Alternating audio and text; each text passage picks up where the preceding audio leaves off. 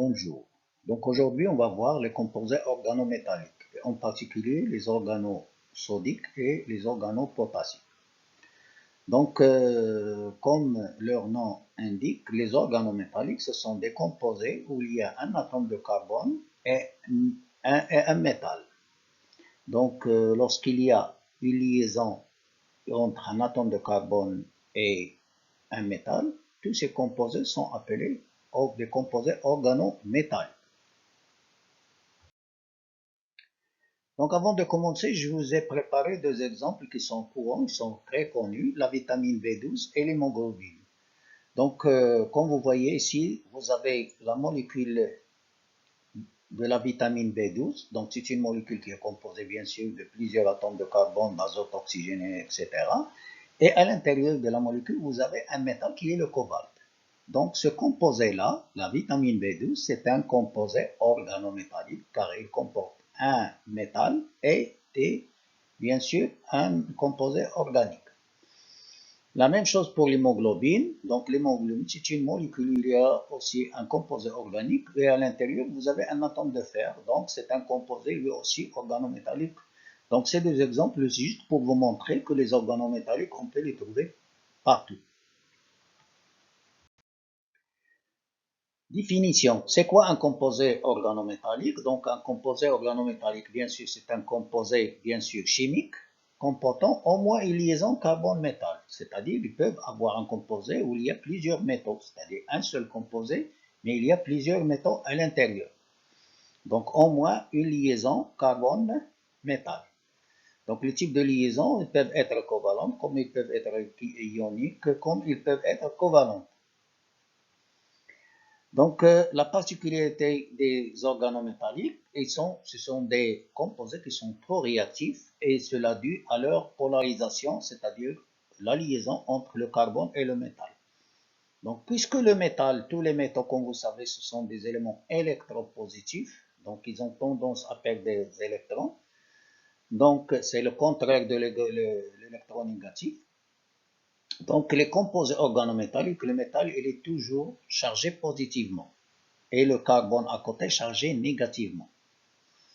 Donc, cette liaison-là, c'est une liaison qui est polarisée, c'est-à-dire qu'elle présente deux pôles, un pôle positif sur le métal et un pôle négatif sur l'atome de carbone. Donc, ces éléments ou ces organométalliques sont trop réactifs, il faut les stabiliser. Comment on les stabilise? On les met toujours dans un solvant. Donc, l'effet du solvant, c'est pour stabiliser les organométalliques. On utilise un éther anhydre, l'éther éthylique anhydre, ça veut dire qu'il ne contient pas, c'est un solvant qui est sec, qui ne contient pas d'eau, de molécules d'eau. Ou bien on utilise le tétrahydrofurane THF. Pourquoi ces deux composés? Parce que ces deux solvants contiennent des atomes d'oxygène. Et les atomes d'oxygène, bien sûr, constituent une base de Lewis. Donc, ils s'additionnent, puisque les métaux aussi sont des acides de Lewis, donc il y a une combinaison, une addition entre les acides de Lewis et les bases de Lewis. Donc ici, vous avez, comme dans l'exemple suivant, vous avez un organomagnésium, l'éthylmagnésium bromide, et vous avez l'éther ici, regardez l'éther, le doublé de l'atome d'oxygène s'additionne, forme une liaison dative avec le magnésium. Vous avez deux atomes d'oxygène qui s'additionnent par une liaison dative sur le magnésium pour le stabiliser. La même chose pour le THF. THF, c'est un solvant, tétrahydrofurane. Donc l'atome d'oxygène forme une liaison avec le magnésium, une liaison dative. Le doublé de l'atome d'oxygène va former une liaison dative avec l'atome du magnésium. Ici, c'est un cas particulier. Donc, on montre ici pour le magnésium. Mais il y a plusieurs types de solvants et chaque solvant, bien sûr, il est fait pour un type spécial d'organométallique. C'est ça ce qu'on va voir dans les prochains diapos. Donc ici, les métaux qu'on va voir ou les métaux qui sont très étudiés, c'est le potassium, le sodium, le lithium, le magnésium, l'aluminium, le zinc, le cadmium, le plomb, le mercure et le cuivre. Donc ici, vous remarquez leur électronégativité. Et ici, on remarque que le potassium il a une électronégativité plus faible par rapport aux autres métaux. Donc, il est plus électropositif. Donc, il est plus réactif. Donc, les organopotassiques, ils ont plus polaires. Donc, regardez le caractère ionique ici, il est 51%. Dans le cas de sodium, il a une électronégativité qui est supérieure à celle de potassium. Ça veut dire qu'il est moins électropositif que le potassium et le pourcentage ionique il est inférieur à celui du potassium. Donc, le potassium il est plus réactif que le sodium, il est plus réactif que le lithium, etc. Donc, on va voir aujourd'hui donc les organométalliques qu'on va voir. Donc, on va voir les organosodiques, c'est-à-dire les composants organiques qui ont une liaison avec le sodium. Les organopotassiques, ce sont des organométalliques où l'atome de carbone possède une liaison avec le potassium, le lithium, le magnésium, le cuivre, les organocuivrates, donc ils présentent une liaison carbone-cuivre, les organozinciques carbone-zinc, les organocadmium, c'est le cadmium avec le carbone, les organotines, c'est-à-dire l'étain avec un atome de carbone. Donc, comment préparer les organométalliques? Donc, on prend un métal, quel que soit le métal, c'est-à-dire le potassium, le sodium, le magnésium, le cuivre, etc. On le met à l'intérieur d'un ballon qui est tricole, un ballon qui doit être, tout le matériel doit être sec. On va parler de pourquoi le matériel doit être sec ainsi que les produits qu'on va utiliser. Tout le matériel doit être sec. Donc, une ampoule addition avec laquelle on additionne bien sûr le dérivé halogéné. Un réfrigérant, dans le réfrigérant, regardez ici, l'ampoule addition, elle est fermée. Le réfrigérant ici, à la tête du réfrigérant, vous avez un type de garde de CaCl2 pour empêcher l'humidité de rentrer à l'intérieur du ballon. Et vous avez bien sûr un chauffage, un agitateur pour qu'on puisse démarrer la réaction. Donc à l'intérieur, on met le métal, quel que soit le métal, et on met un petit peu de solvant et on additionne le dérivé halogéné à l'aide, bien sûr, de l'ampoule à décompter. Donc la réaction, bien sûr, c'est pas l'ampoule à décompter, c'est une ampoule à addition. Donc la réaction, c'est une réaction exothermique.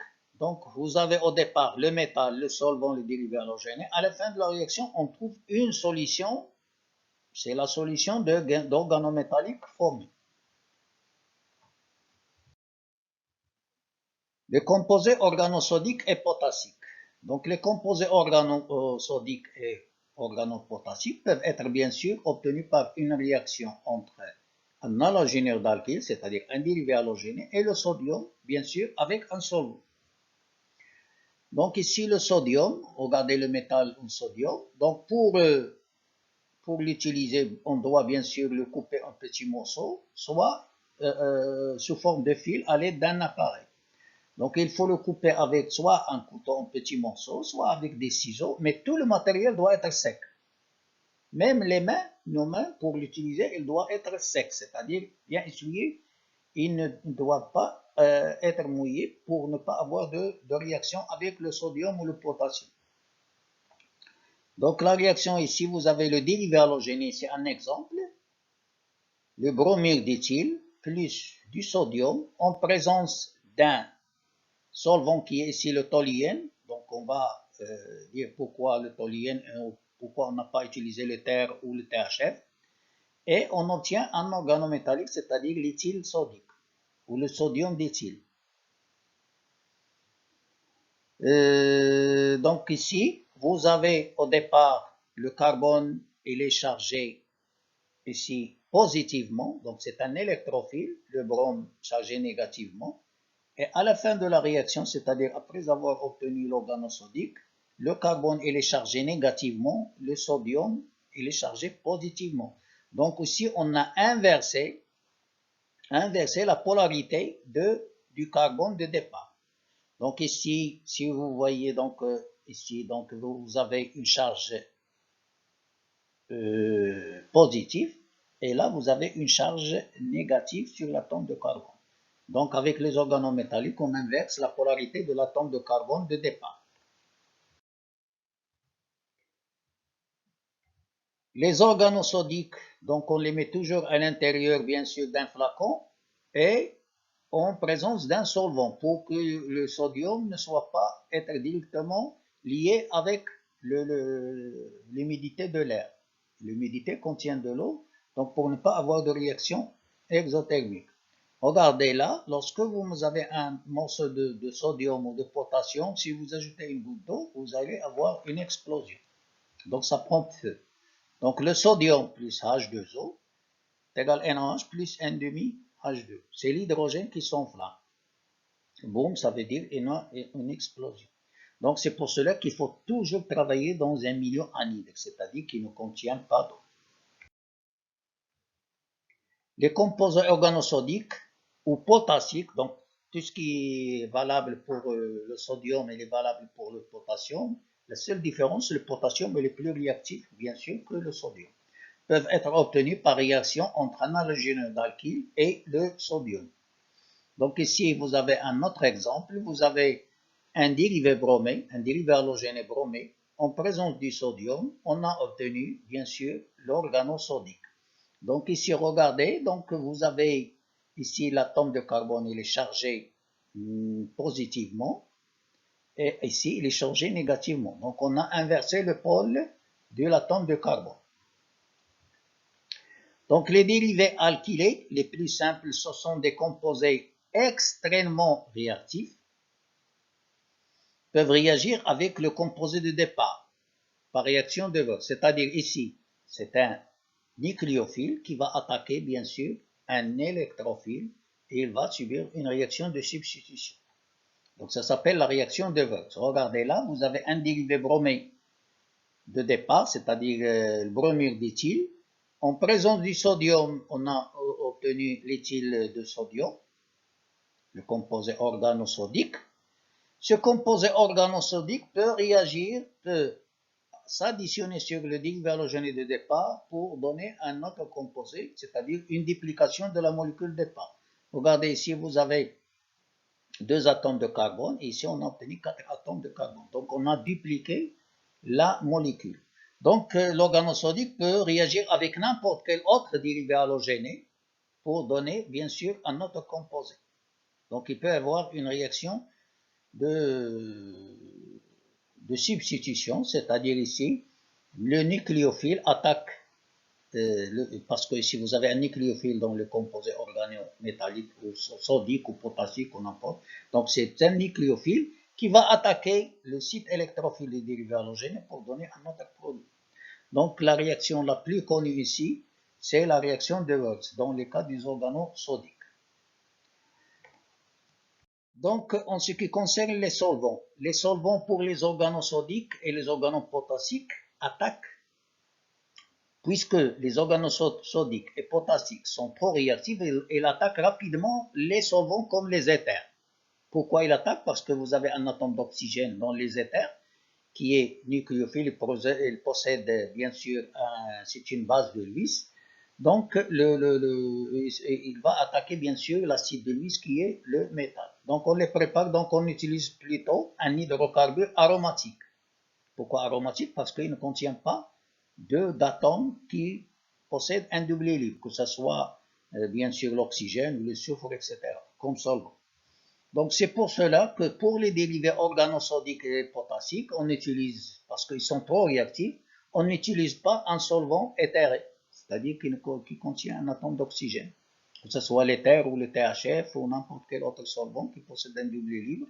Donc on utilise un solvant tel que le chlorhexane, le benzène, le toluène, parce que vous n'avez pas de doublé libre, vous n'avez pas de doublé libre comme l'oxygène ou le soufre dans ces solvants-là.